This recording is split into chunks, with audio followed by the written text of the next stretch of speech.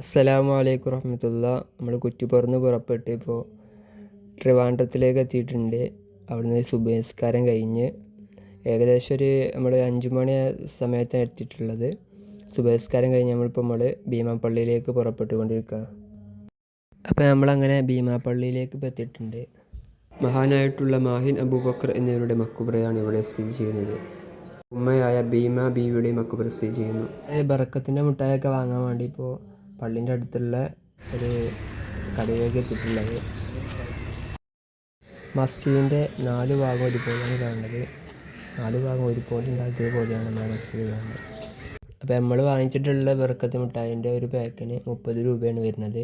നമ്മൾ കൂട്ടുകാർ കൂടെ എല്ലാവരും ഉണ്ടായതുകൊണ്ട് 3 പാക്കറ്റ് വാങ്ങിയിട്ടുണ്ട്.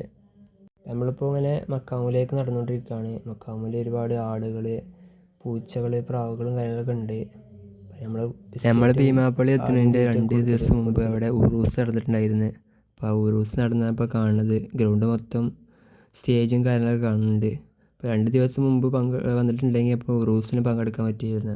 അപ്പോൾ അത് നമ്മുടെ പള്ളിയുടെ മുൻഭാഗത്താണ് കാണുന്നത്. ഇപ്പോൾ പള്ളീൻ്റെ ഉള്ളിലേക്ക് ക്യാമറ ഒന്നും കൊണ്ടുപോകാൻ കഴിയില്ല, കാരണം മഹാനവറുകളുടെ കുരുത്തക്കേട് കിട്ടാൻ സാധ്യതയുണ്ട്. നമ്മളെ ഭീമാപ്പള്ളിന് മുമ്പ് തന്നെ ഒരുപാട് പ്രാക്കളും കാര്യങ്ങളുണ്ട്. അവിടെ തീറ്റ ഇട്ട് കൊടുക്കാനും ഒരുപാട് ആളുകളുണ്ട്. ട്രിവാൻഡ്രത്ത് പോയിട്ടുള്ള പാർട്ട് 1 ഈ വീഡിയോ ആണ്. ഇൻഷാ അല്ലാഹ് പാർട്ട് 2 നമുക്ക് വേറെ വീഡിയോ ആയിട്ട് കാണാം. അസ്സലാമു അലൈക്കും വറഹ്മത്തുള്ളാഹി.